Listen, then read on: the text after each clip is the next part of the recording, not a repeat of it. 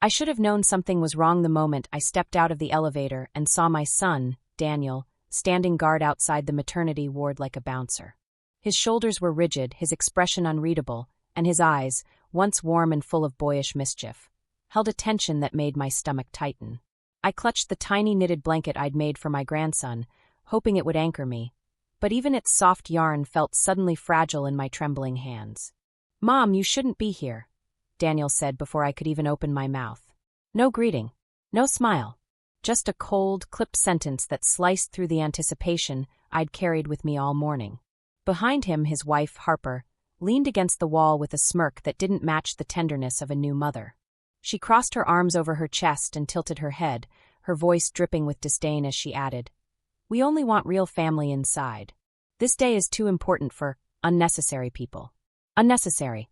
A word I never imagined would be used to describe me.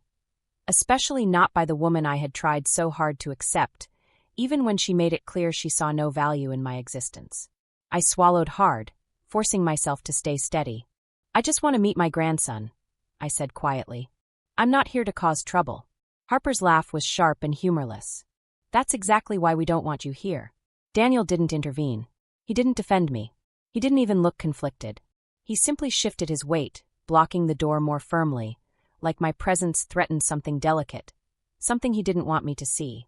The hallway buzzed softly with the sounds of nurses and distant beeping monitors, but around me, everything felt strangely muted, as if the world had slowed down just long enough for humiliation to settle deep into my bones. I felt like an outsider looking in on a life I used to belong to.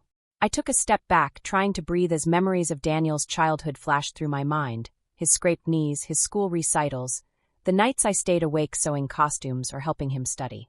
All those little moments that built a lifetime of motherhood, now reduced to this cold barrier between us. "Daniel," I said more gently than he deserved, "what's really going on?" For the briefest moment, something flickered across his face, hesitation, maybe even guilt.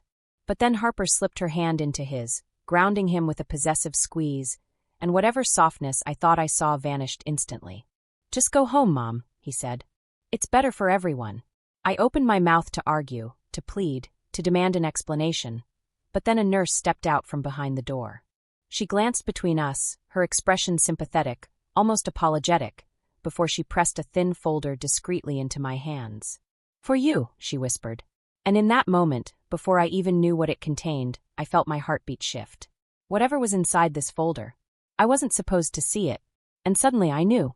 This wasn't about a birth. It was about a secret. One they were desperate to keep me away from. I didn't open the folder right away. Instead, I walked to the end of the hallway, away from Daniel's stiff posture and Harper's self-satisfied smirk. I needed space, even if it was only a few feet. My heart pounded, not from fear exactly, but from the undeniable sense that something enormous sat in my hands, something that had shifted the air around us the moment it touched my palms. The folder was thin but not empty. A few sheets of paper, a small flash drive, and what looked like a handwritten note were tucked neatly inside. Nothing outwardly dramatic, yet I felt as though I was holding a live wire. I glanced back toward the maternity room. Through the small window, I could see nurses moving around, preparing for visitors, but not my son, not Harper, and certainly not the grandmother who should have been invited in without hesitation. The door remained shut, guarded by the people who once claimed to love me. Why? What could possibly justify treating me like a threat? I inhaled deeply, forcing myself to steady my shaking hands as I lifted the note. The handwriting was unfamiliar, slanted and hurried. "You deserve to know the truth. I'm sorry they hid this from you."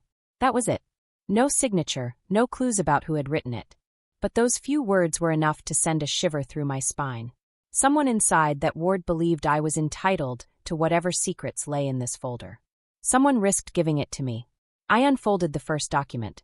At first glance, it looked like a financial form, loan applications, insurance signatures, even a few notarized pages. But the name that appeared again and again wasn't mine. It was Daniel's. And yet, the signature at the bottom of each page was unmistakably mine. My breath caught in my throat. They had forged my name. Multiple times. On documents I had never seen, never agreed to, never even knew existed. I pressed my fingers to my temple, trying to make sense of it, but the shock came too fast, too sharp. Why would my own son use my identity? What had they taken out in my name?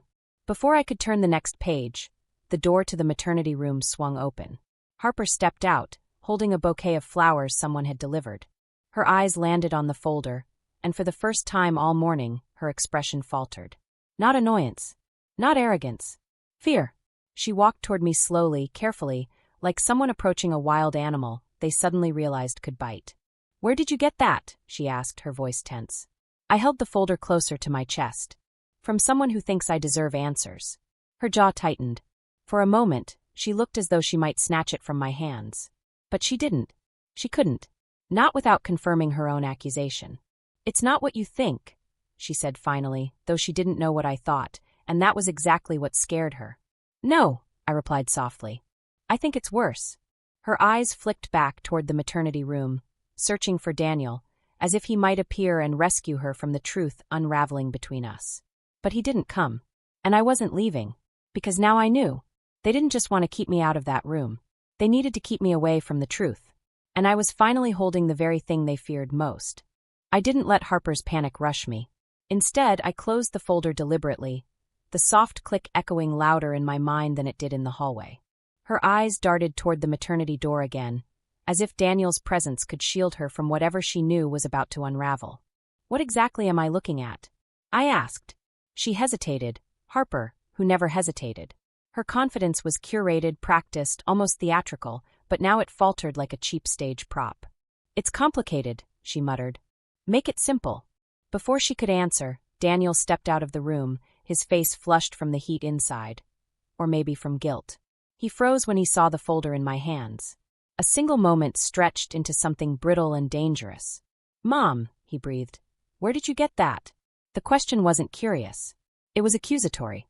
"A nurse gave it to me," I said. "Someone thought I should know what you've been doing with my name." He closed his eyes briefly, like he was silently cursing whoever had dared to intervene. When he opened them, he tried to put on the comforting sun face he used to wear when he wanted something as a child. But it didn't reach his eyes. "Let's go somewhere private," he said. "We can talk." "No," I replied. "We talk here." I couldn't trust moving. And I couldn't pretend this wasn't happening. "Tell me why you forged my signature." Daniel rubbed the back of his neck, a habit he'd had since childhood. But this time it didn't make him look boyish. It made him look cornered. "It's not forgery," he insisted. "You gave me permission." "I certainly didn't." "Maybe you just don't remember," Harper added quickly, her voice rising with desperation. "You're always misplacing things, forgetting dates." It took everything in me not to snap. Forgetting a grocery list is different from forgetting signing legally binding documents worth thousands of dollars, I said sharply. "Try again." Harper flinched. Daniel exhaled shakily. The hallway suddenly felt too small, too exposed. Nurses moved quietly around us, their eyes flicking curiously in our direction, sensing tension they couldn't quite decode. Daniel finally spoke, voice low. "It was the insurance. We needed it. The baby. The pregnancy had complications. The costs were overwhelming." I studied his face, searching for sincerity. There was some truth there. Yes, but it wasn't the whole truth. Something else churned beneath the surface. Something Harper was silently begging him not to reveal. "And you thought stealing my identity was the solution?" "No," Daniel whispered. "I thought you'd help if I asked." But Harper said. He stopped abruptly, as if he'd already said too much. Harper shot him a warning glare, subtle but sharp. She was losing control of the narrative, and she knew it. What did Harper say? I pressed. Silence stretched between us, taut as wire. Then a nurse's voice crackled through the intercom, calling Daniel back into the maternity room. He hesitated, torn between obligations. "I'll explain later," he murmured. But I knew later wouldn't come. Because as he disappeared into the room, I looked down at the folder again, and noticed something I hadn't seen before. A small corner of a photograph, half tucked between the documents, showing a detail that made my entire body go cold. It wasn't a picture of Daniel at all. The photograph slipped free as I pulled the papers apart, landing face up in my palm. At first, my mind struggled to process what I was seeing. The lighting was harsh, the angle unflattering, but unmistakable. A man signing documents at a kitchen table. Not Daniel. Not even someone I recognized at first glance. But the longer I stared, the clearer it became. The man in the picture was the same person Harper had once claimed was just a distant cousin. I remembered meeting him briefly at their engagement party. A polite introduction, a smile that didn't quite reach his eyes, and a conversation they'd cut short the moment I asked how they knew each other. But that wasn't what made my stomach twist. What made my breath catch was the signature on the paper in front of him. My signature. My name. Flowing in the same familiar cursive I'd been writing since I was 15. Except I had never touched that document. Why was he signing my name? Why was Harper's so-called cousin forging my identity? A cold rush of dread spread through me, slow and suffocating. Footsteps echoed in the hallway. Harper returned, her expression sharpened, chin tilted upward in a performance of control she no longer had the strength to sustain. Her eyes darted to the photo in my hand. She froze. "You need to give me that," she said, her voice thin. "Who is he?" I asked. She blinked too slowly. "A friend. Try again." She clenched her fists, jaw tightening like a door being bolted shut. "This isn't what you think. But you haven't asked what I think." For the first time since I'd known her, Harper looked genuinely rattled, her confident facade collapsing at the edges. Her gaze flicked down the corridor, searching, calculating, desperate for an exit. But there was none. "He didn't mean for you to see that," she whispered. "Who is he?" I repeated, quieter this time, because silence, I had learned, was more powerful than anger. Her lips parted, but no words came. Not the truth. Not a lie. Nothing. Instead, her eyes glistened with something I'd never seen from her before. Fear. The maternity room door opened again, and Daniel stepped out, wiping his hands anxiously on his scrubs. He wasn't wearing them earlier. He must have changed inside. But even that detail felt insignificant compared to what I was holding. "What's going on?" he asked, though the fear in his voice suggested he already knew. I held up the photo. He went pale. "Mom," he said softly, "please don't jump to conclusions." "Then tell me the truth," I replied. "If this man is signing my name, why does Harper call him her cousin? And why are these documents connected to your insurance claims?" Daniel swallowed hard. His eyes flicked to Harper, searching for guidance, permission, courage, anything. But Harper said nothing. At that moment, I understood something important. The secret didn't belong to one of them. It belonged to both. Daniel took a shaky breath and reached for me, as if choosing honesty only because deception had run out of places to hide. "Mom," he whispered, "there's something you need to know about the baby." The world narrowed to a single point. And then he said the words that shattered everything I thought I knew. Daniel didn't speak at first. He just stood there, his breath uneven, his hands trembling slightly, like a man rehearsing a confession he never intended to make. Harper hovered behind him, her expression a mixture of dread and determination, as though she were bracing herself for a storm she helped create. "The baby," Daniel began, but his voice faltered. I waited, not impatiently, not angrily, just ready. Whatever truth they had twisted themselves into knots over, I was prepared to hear it, because I already knew this went far deeper than forged signatures and hidden documents. Finally, he lifted his gaze to mine. "Mom," he whispered, "the baby isn't mine." Silence swallowed the hallway. The air tightened, sharp and cold, as though the world had stopped breathing alongside me. I blinked slowly, absorbing the words one by one, letting them settle in the quiet space between us.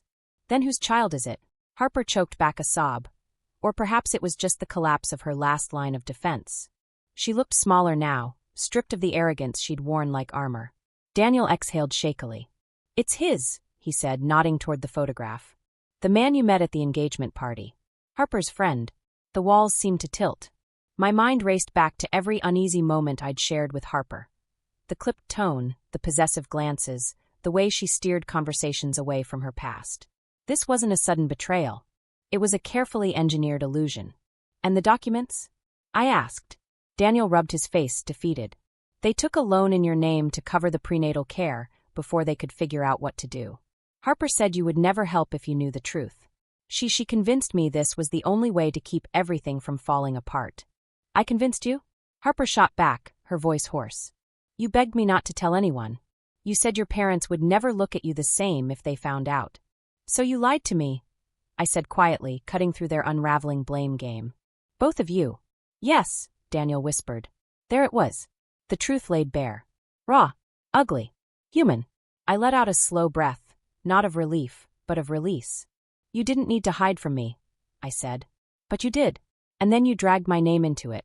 Daniel's face crumpled. "I didn't know how to fix it."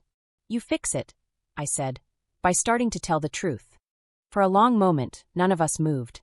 The beeping monitors down the hall, the distant murmur of nurses, even the hum of the fluorescent lights, all seemed louder in the void of our confrontation.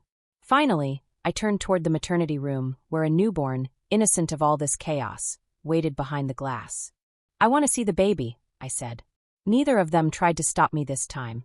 As I stepped forward, I felt the weight of the folder in my hands, a reminder of how secrets rot a family from the inside out. But beyond that door was a child with no guilt, no blame, and no understanding of the fault lines that had cracked open before his first breath. I wasn't sure what forgiveness would look like. I wasn't sure when healing would begin. But I knew this. The truth, once named, could no longer be hidden. And sometimes, that was the first step toward rebuilding what had been broken.